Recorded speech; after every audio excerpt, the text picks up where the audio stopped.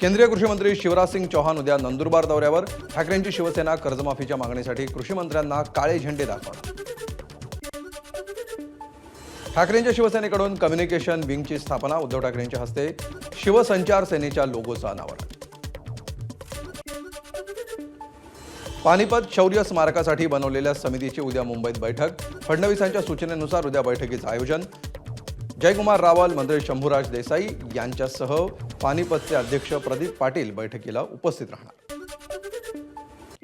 आदिवासी आश्रमशाळांचा कायापालट करण्यासाठी चिंतन बैठक.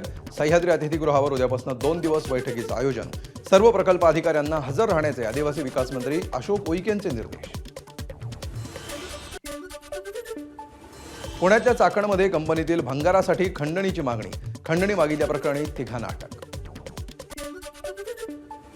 पंढरपुरात मानसिक तणावातून तरुणानं लहानग्या मुलीसमोर पत्नीची हत्या करून केली आत्महत्या. घटनेनं परिसरामध्ये खळबळ. पोलिसांकडून तपास सुरू. गोंदियाच्या गोरेगाव तालुक्यातील बबईमध्ये लग्नाच्या जेवणातून 55 ते 60 जणांना विषबाधा. 4 जणांची प्रकृती चिंताजनक. जंगली पशुपक्ष्यांना बर्ड फ्लूची लागण. केंद्र सरकार सतर्क. कुक्कुटपालकांसाठी मार्गदर्शक सूचना जारी. झारखंडमध्ये 2, तेलंगणामध्ये 3 आणि छत्तीसगडमध्ये 2 ठिकाणी बर्ड फ्लू सक्रिय. चंद्रपूरच्या बल्लारपूरमधील जुनोना भागातील जंगलाला मोठी आग. तापमानामध्ये प्रचंड वाढ झाल्यामुळे आगीच्या घटनांमध्ये वाढ. सिंधुदुर्ग जिल्ह्यातील सावंतवाडी तालुक्यातील बांदा परिसराला अवकाळी पावसाचा फटका. अवकाळीमुळे शेतकऱ्यांचं मोठं नुकसान. भंडाऱ्यात 4 दिवसामध्ये दुसऱ्या वाघिणीला केलं जेरबंद. गेल्या काही दिवसांपासून लाखांदूर तालुक्यामध्ये वाघिणींचा होता धुमाकूळ.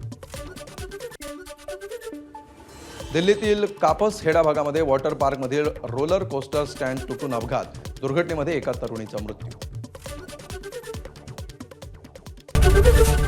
एबीपी माझा, उघडा डोळे बघा नीट.